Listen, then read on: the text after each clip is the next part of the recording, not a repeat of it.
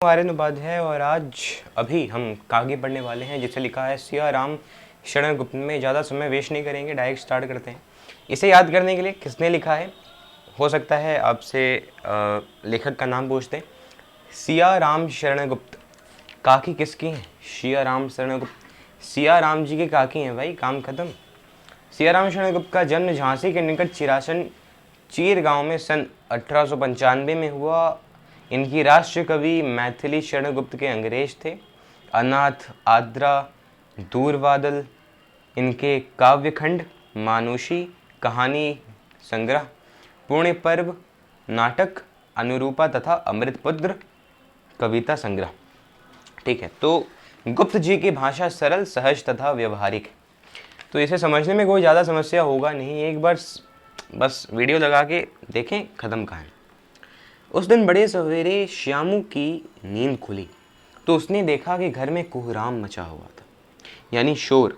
ठीक है, कोहराम यानी शोराम, कोहराम यानी शोर मचा हुआ था, सब कोई रो रहे थे। उसकी माँ नीचे से ऊपर तक एक कपड़ा ओढ़े कंबल पर भूमि शयन कर रही और घर के सब लोग उसे घेर कर बैठे बड़े करुण भाव से विलाप कर रहे हैं। लोग जब उमा को शमशान ले जाने के लिए उठाकर ले जाने लगे तब श्यामू ने बड़ा उपद्रव मचाया। लोगों के हाथ से छूटकर वह उमा के ऊपर जा गिरा। बोला, काकी सो रही है, इन्हें इस तरह उठाकर कहाँ ले जा रहे हो? मैं ना जाने दूंगा। तो यहाँ पे बड़ा इंपॉर्टेंट एक बात ये समझना है कि यहाँ पे काकी जो है ना, इसका नाम कोई नहीं जानता।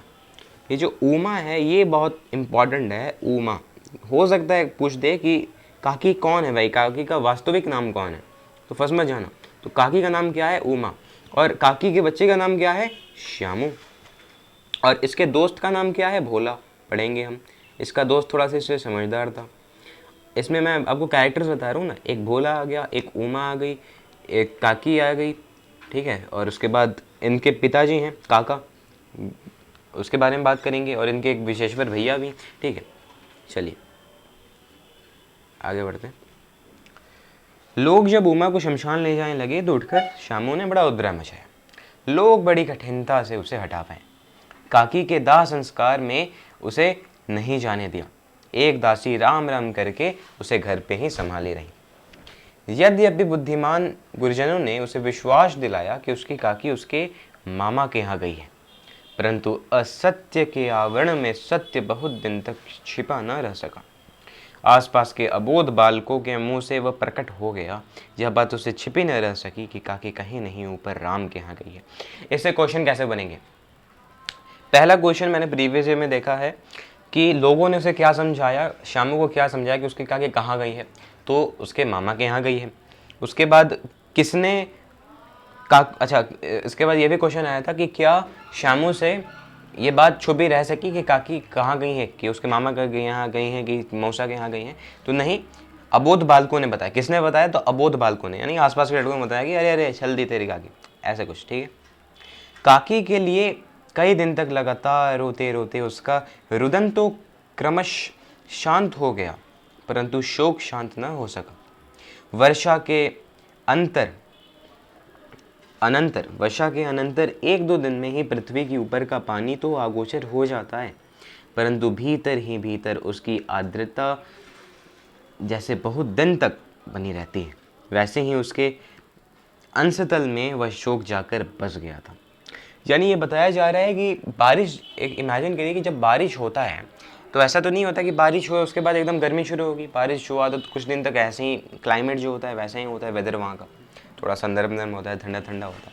तो यही बात है कि ऐसा तो रोना तो उसका बंद हो गया था, लगातार 10 दिन तक रोया था उसने, बहुत दिन तक रोया था, लेकिन फिर भी शोक अंदर का एक खाली हो गया था बेचारा। वो प्राय अकेला बैठा बैठा शून्य मन से आकाश की ओर ताका करता था। एक दिन उसने ऊपर आसमान में पतंग उड़ती देखी।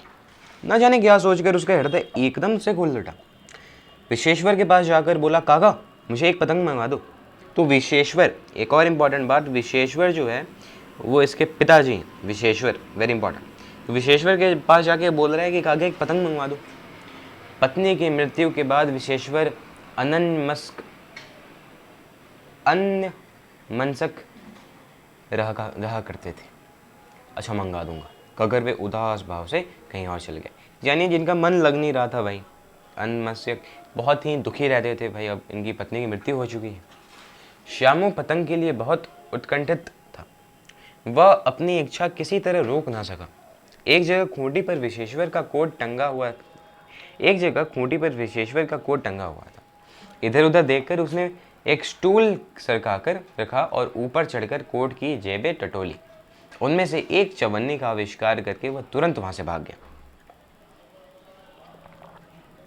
यहाँ पे श्यामू ने चोरी की। श्यामू को भाई कैसे भी अब पतंग चाहिए था, ठीक है। अब वो रोक नहीं सकता था, मुझे कैसे पतंग चाहिए भाई। अब एक जगह उसने देखा कि उसके पापा की एक कोट टंगा हुआ है। उसने इधर उधर देखा, एक स्टूल सरकाकर वहाँ से एक चवन्नी चुरा ली। सुखिया दासी का लड़का भोला श्यामू का समवयस्क साथी था। समवयस्क साथी था, यानी उसके समान आयु का। श्यामू ने उसे चवन्नी देकर कहा, अपनी जीजी से कहकर चुपचाप एक पतंग और डोर मंगा दो। देखो खूब अकेले में लाना, कोई ना जान पाए। पतंग आई। एक अंधेरे घर में उसमें डोर लगाई गई। श्यामू ने धीरे से कहा, भोला किसी से कहोगे तो नहीं, एक बात कहूँ? भोला ने सिर हिलाया। नहीं, मैं किसी से नहीं कहूँगा।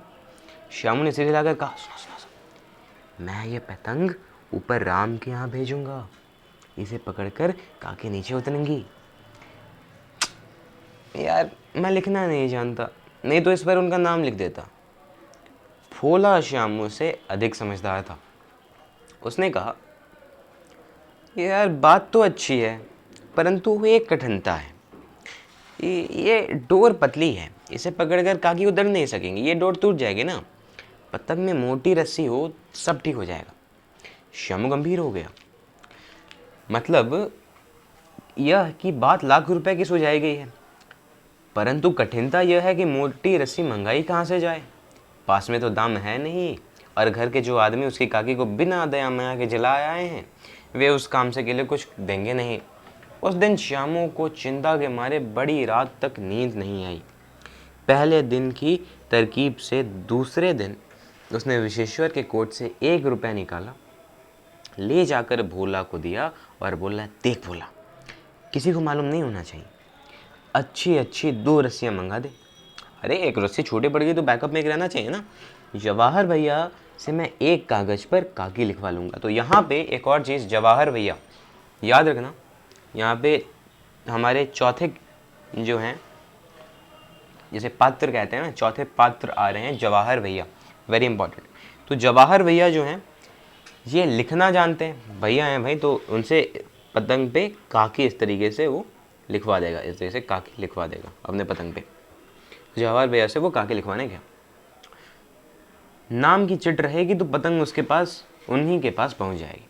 तो काकी क्यों लिखवा रहा है? क्योंकि नाम की चिट रहेगी तो बिना कुछ मतलब अनडेविएशन के, जैसे अल्ट्रा वायलेट जो अल्ट्रासोनिक जो वेव्स होती हैं ना, उस तरीके से डायरेक्ट पहुंच जाएगी।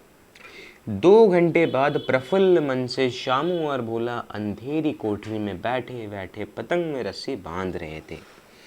अकस्मात शुभ कार्य में विघ्न की तरह उग्र रूप धारण किए हुए विश्वेश्वर वहां आ घुसे। आए है विश्वेश्वर यहाँ पे उनके पिताजी हैं, क्योंकि भाई उनके जेब में से 2 रुपए वहां से चोरी हुए, 2 चवन्नी चोरी हुए हैं, बड़ी बात है।